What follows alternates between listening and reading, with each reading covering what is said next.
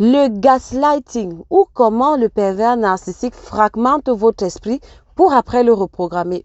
Vous voulez connaître, vous voulez savoir, alors restez scotchés et suivez la vidéo jusqu'au bout. Je suis Marie-Èvo Diacono, je suis un médecin passionné de sciences humaines, je suis life coach certifié professionnel, experte en perversion narcissique et j'accompagne les hommes et les femmes à se sortir de l'emprise des relations toxiques, mais surtout à trouver leur voie, à trouver leur talent et à exceller sur le chemin de leur brillante destinée. Aujourd'hui, je vais partager avec vous une petite réflexion sur cette notion qu'on appelle le gaslighting dans le jargon de la perversion narcissique. Vous saurez plus ou moins l'essentiel sur cette affaire si du moins vous restez jusqu'au bout de la vidéo, parce qu'avant d'entrer dans le sujet, si vous n'êtes pas encore abonné, si c'est votre première fois, alors n'hésitez pas, cliquez sur le bouton abonnez-vous, vous êtes les bienvenus, faites connaître, faites grandir cet espace en partageant les vidéos, ça peut toujours édifier quelqu'un. N'hésitez surtout pas à donner votre avis, votre expérience, votre sagesse, vos interrogations sur le sujet au travers des commentaires.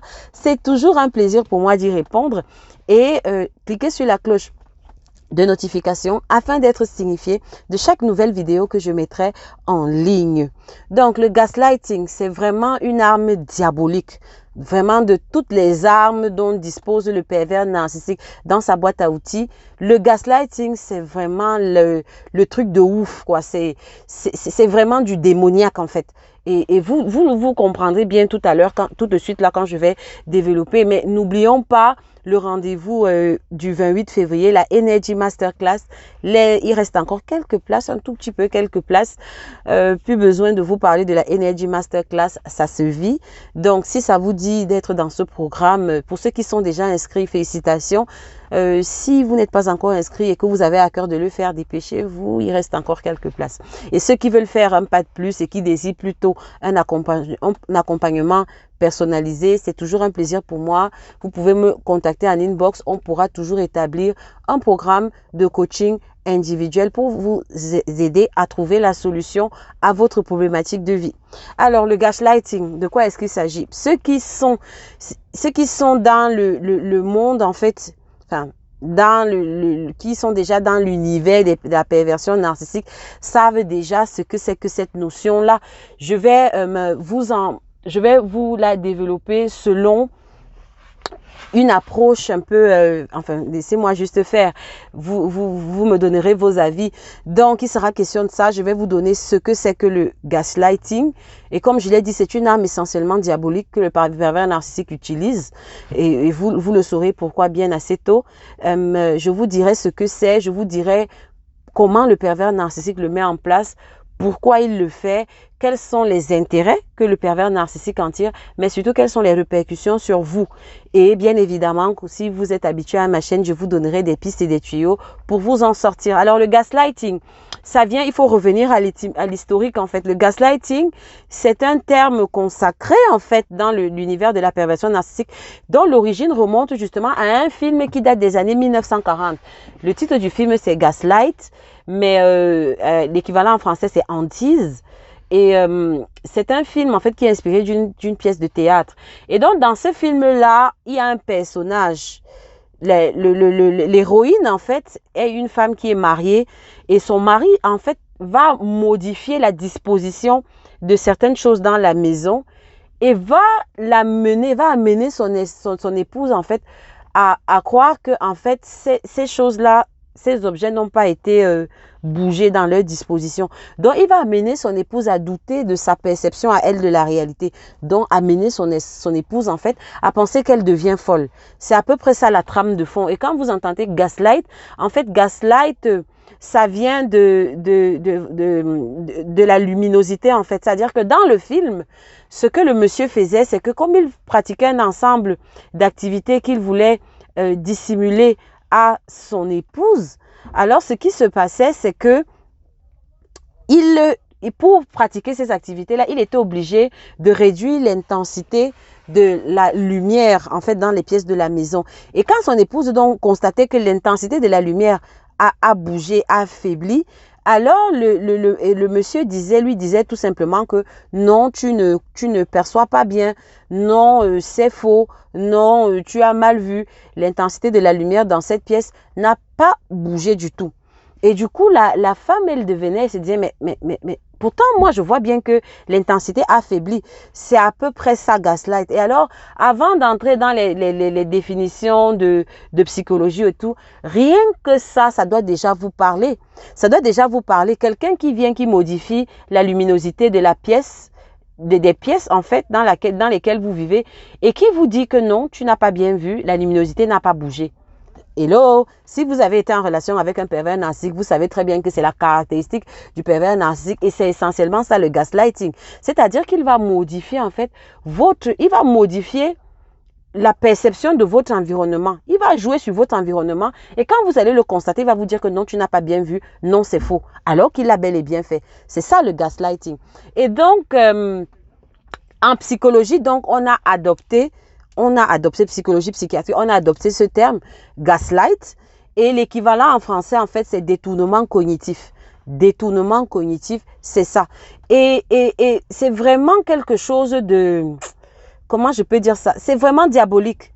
C'est diabolique quand on voit comment il met en place et surtout quand on voit les conséquences sur la victime.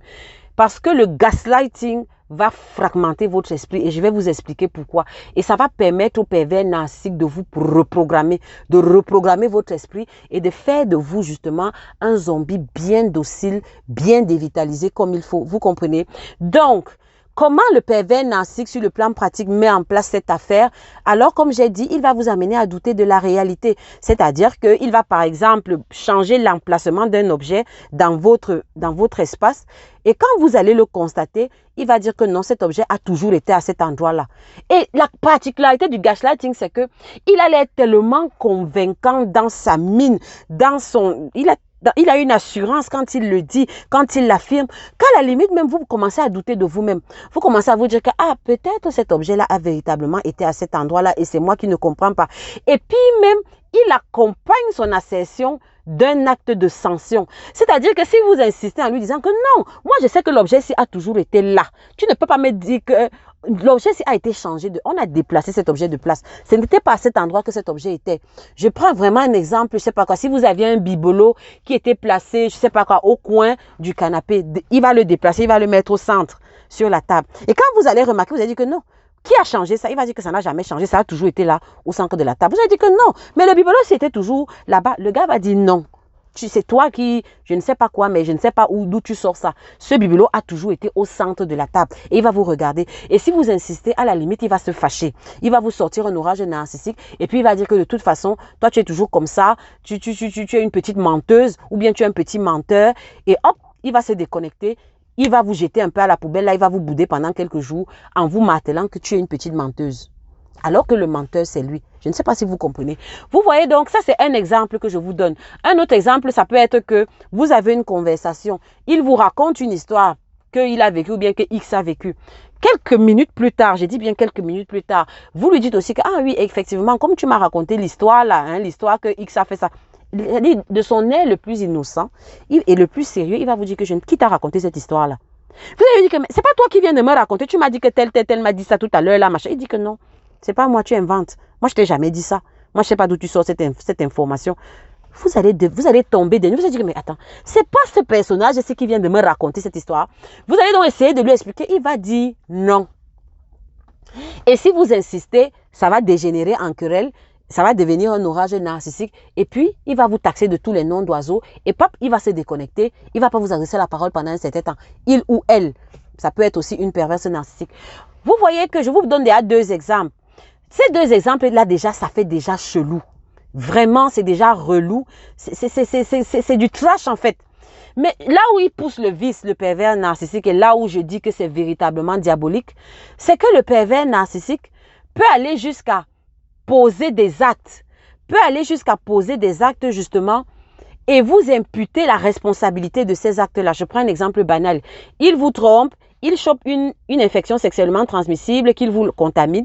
Et quand vous réalisez que vous êtes en train de faire une infection sexuellement transmissible et que vous le lui dites que mais comment ça se fait que j'ai une... C'est lui qui va commencer à vous dire qu'il faut que tu m'expliques comment moi j'ai une infection sexuellement transmissible. Donc, je vis avec une femme infidèle ou je vis avec un homme infidèle. Donc, tu m'as trompé et il ne va même pas vous laisser en placer une qu'il va vous sortir telle une mitraillette, tout un ensemble d'accusations. Et maintenant, dorénavant, c'est vous qui serez taxé de partenaires infidèles et de partenaires tellement infidèles qu'il est allé ramener une IST. Et à la limite, même, il va vous dire que c'est fini. Toi et moi, c'est fini. Vous voyez à quel point c'est diabolique? Alors que c'est lui qui vous a trompé, alors que c'est lui qui a baladé ses organes génitaux externes dans tous les bas-fonds sales du monde et qui vous a ramené des saletés, mais il vous accuse vous. Voilà la beauté, voilà le chef-d'œuvre en fait du pervers narcissique. Et donc, vous voyez donc que l'impact, l'intérêt pour le pervers narcissique, l'intérêt est double, voire triple. Premièrement, vous voir souffrir parce que vous allez vous débattre. Vous n'allez pas comprendre que mais comment il peut me dire ça alors que moi je sais que j'ai vu ça. Vous comprenez? Donc, pendant que vous serez en train de vous interroger là, lui, justement, donc, il sera en train de rigoler, en fait. Il sera en train de se réjouir du spectacle qu'il voit. C'est-à-dire de voir que vous êtes en train de douter de vous-même. Ça, ce sera justifié, va se nourrir de l'énergie que vous allez libérer pendant tous ces efforts-là. Mais si ce n'était que ça irait encore. Mais le problème, c'est que le vice dans tout ça, c'est qu'il fragmente votre esprit. Comment il fait pour fragmenter votre esprit? Tout simplement parce que comme vous allez commencer à douter de vous, vous allez douter de vous, alors vous allez dire que... Et comme à la suite de ça, immédiatement, il va vous punir. Donc, cette sanction-là sera tellement douloureuse que cette partie de vous qui a été témoin de la scène, vous allez la rejeter. Vous allez dire que je ne veux pas de cette partie de moi.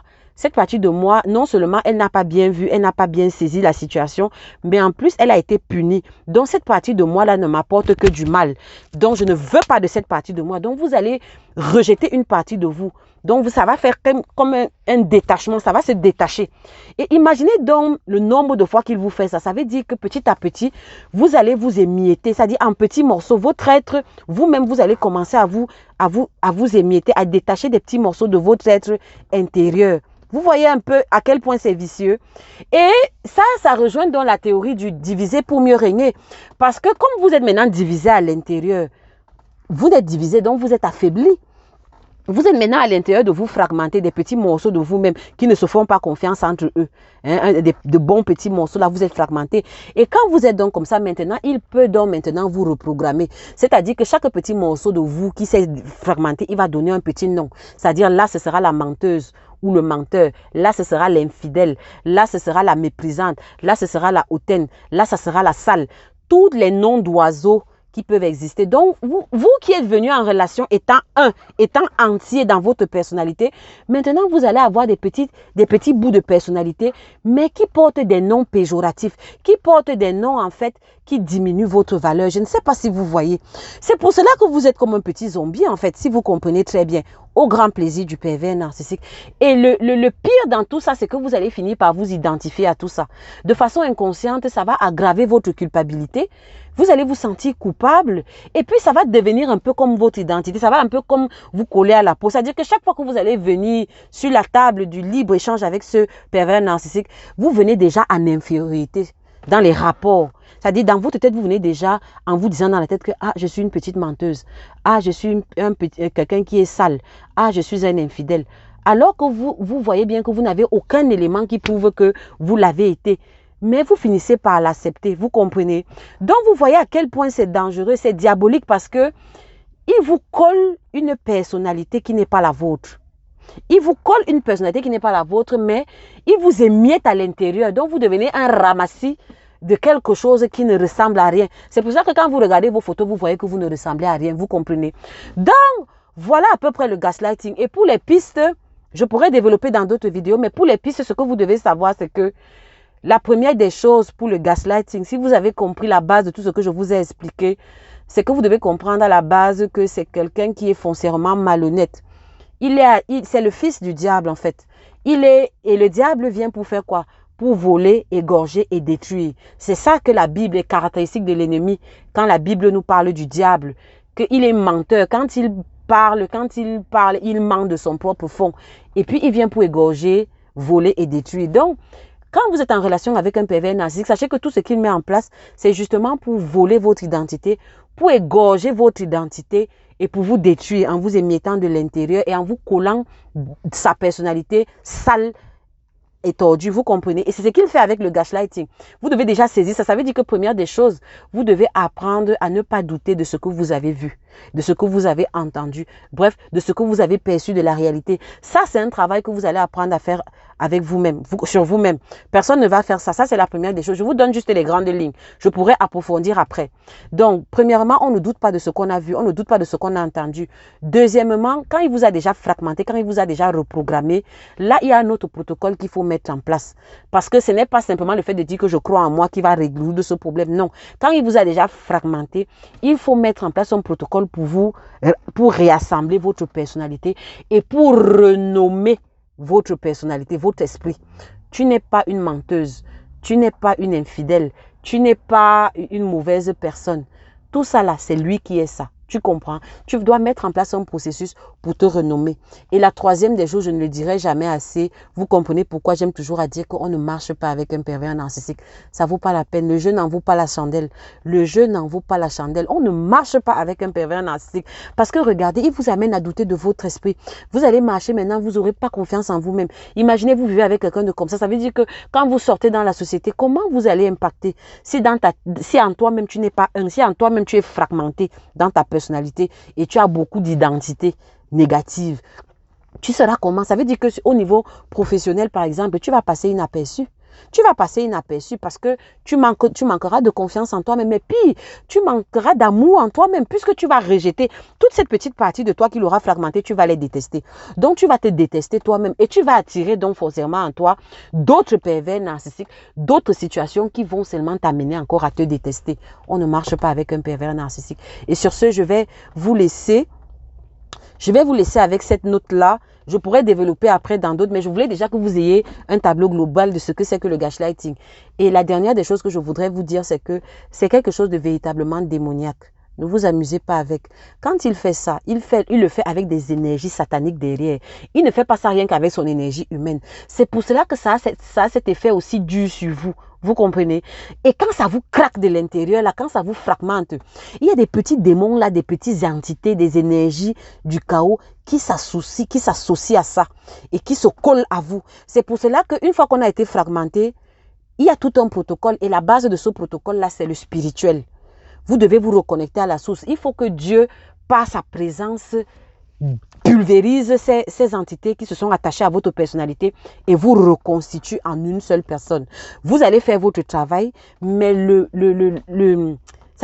travail final, c'est Dieu qui va le faire dans sa présence. Vous allez apprendre à rester dans la présence de Dieu. Vous savez, moi, je ne vous parle pas de religion. Je ne vous dis pas d'aller à l'église. Non, je vous dis d'entretenir une relation avec lui et de cultiver la présence de Dieu. Voilà ce que je voulais partager avec vous. On pourra entrer dans d'autres détails après, mais je voulais déjà que vous ayez les grandes lignes. Faites attention, c'est quelque chose de redoutable. Et c'est pour cela que moi, je dis, on ne marche pas avec un pervers narcissique. Qu'il aille faire le gaslighting à d'autres personnes, mais pas à vous.